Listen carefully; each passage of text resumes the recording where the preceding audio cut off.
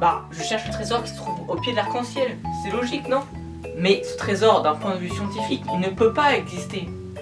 Bon, moi je m'en fous, j'y vais.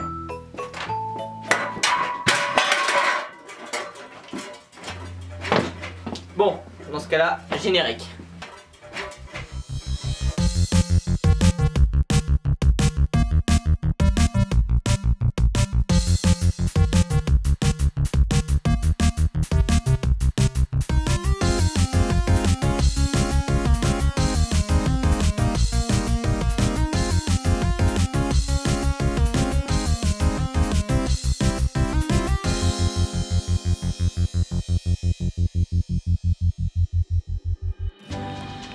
Bonjour et bienvenue à tous dans C'est de la science.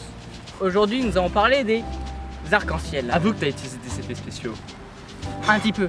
Car ce phénomène a beau être courant, il se produit que quelques fois par an. C'est bien beau tout ça, mais c'est quoi un arc-en-ciel? Mais il est con ou quoi? C'est ça un arc-en-ciel? Non, sa question n'est pas si con que ça. Ah. Car ce phénomène a beau être courant, il peut être assez compliqué à comprendre. Pour cela, un petit retour à l'atelier s'impose. Bon, nous revoilà. Pour comprendre à quoi sont dus les arcs-en-ciel, intéressons-nous d'abord aux conditions de leur apparition. Ceux-ci apparaissent lorsqu'il a plu et qu'il y a encore des gouttes d'eau en suspension et que le soleil apparaît. Mais attention, il ne faut pas oublier un dernier détail. Le soleil doit se trouver derrière le spectateur. Donc déjà, on peut retenir deux facteurs. L'eau et le soleil. Ensuite, nous devons nous intéresser à la composition de la lumière blanche. Il faut comprendre que la lumière blanche n'est pas pure. Elle est composée de toutes les couleurs de la lumière visible, qui sont justement celles de l'arc-en-ciel. Elles peuvent être mises en évidence à l'aide de l'expérience du prisme. Mais nous n'avons pas de prisme, donc on se contentera de photos. Le prisme décompose la lumière blanche et nous donne ce magnifique arc-en-ciel. Tu veux sûrement dire spectre de la lumière visible? C'est à peu près le même phénomène qui se produit lors des arcs-en-ciel. Sauf que nos prismes sont remplacés par de minuscules gouttelettes d'eau. Cela nous donne un magnifique arc-en-ciel. D'accord, j'ai compris. Mais dans ce cas-là, l'arc-en-ciel, il devrait être tout droit. Alors pourquoi il a cette forme circulaire? Très bonne question. Mais le casque, c'était dans l'épisode précédent. Mais... Cela n'est pas dû à la forme arrondie de la Terre, ni celle du Soleil, mais plus à la forme arrondie de la goutte d'eau. Mais reprenons un petit peu du départ. Lorsque la lumière blanche va traverser notre eau, elle va être légèrement déviée. Comme lorsqu'on plonge un bâton dans l'eau.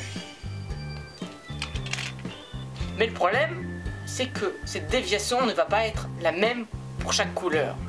De cette manière, les rayons violets sortent un peu plus haut à 40 degrés et les rayons rouges un peu plus bas à 42 degrés. Représentons notre goutte d'eau.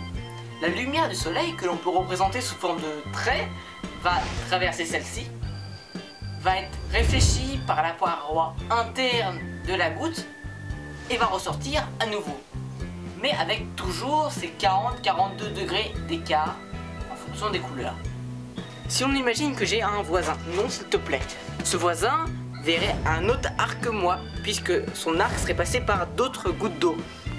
Avec ces contraintes, on ne peut qu'avoir un arc de cercle. Enfin, on devrait même avoir un cercle complet. Seul problème, c'est que ce cercle est caché par l'horizon. Nous avons donc qu'un arc de cercle. Si vous voulez voir un cercle complet, il vous faut prendre l'avion.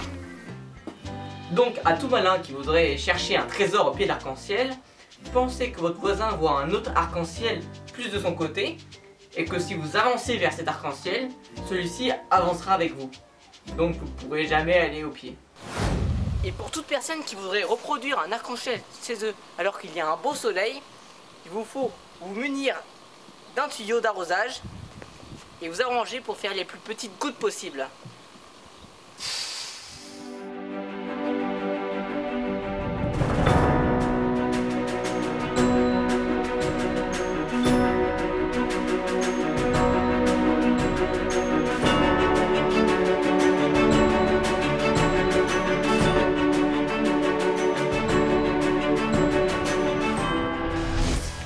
Cette vidéo est finie, j'espère qu'elle vous a plu. Si c'est le cas, vous pouvez laisser des j'aime.